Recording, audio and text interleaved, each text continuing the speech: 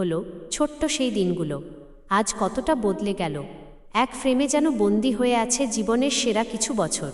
যে দুটি হাত একদিন ছোট্ট খেলনা আঁকড়ে ধরে একসাথে হেসে উঠত, সময়ের মিষ্টি নিয়মে সেই হাতগুলোই আজ কতটা বড় হয়ে গেছে। সেদিনের আমাদের ছোট্ট টুকটুক কৃষ্ণ আজ আর সেই ছোটটি নেই। তার শৈশবের সেই নিষ্পাপ হাসি, তুলতুলে দুষ্টুমি আর সরল মুহূর্তগুলো হয়তো সময় কেড়ে নিয়েছে, কিন্তু এই ছবিটার পাতায় সে অমর হয়ে রইল চিরকাল। সময় সত্যি কি অদ্ভুত এক জাদুকর, তাই না? চোখের পলকে কখন যে ঘরের ছোট্ট তুলতুলে পাখিটা বড় হয়ে যায় আমরা বাবা মায়েরা টেরও পাই না।